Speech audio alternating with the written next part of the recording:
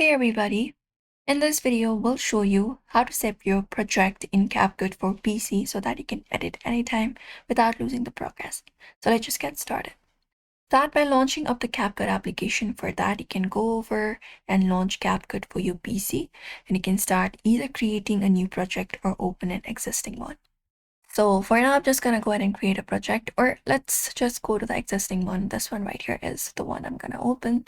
So you can just go over and either create a new one or open the existing one. So once you do so, usually CapCut automatically saves your project as you edit it. So even though you make a different kind of changes to your particular project, when you close this application, you will be finding the project being saved directly on your screen. Even if you close the app, your project will still be there next time until you open up the CapCut. So from here, what you can do is you can basically go ahead and select your save project like I did, and you can start continuing editing.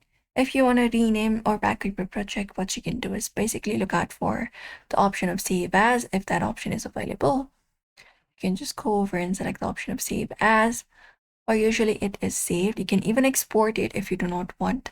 If you want to save it directly to your device, you can select this option export and select up your export location, the resolution, bitrate, etc., and click on export.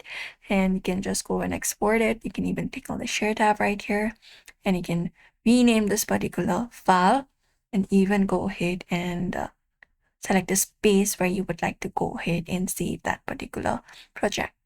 After that, you can create link, etc.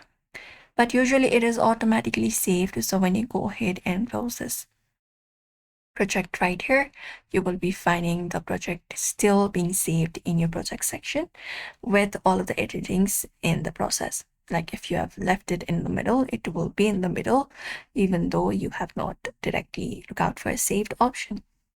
And that is it. That is how you save and export your projects in your CapCut for PC.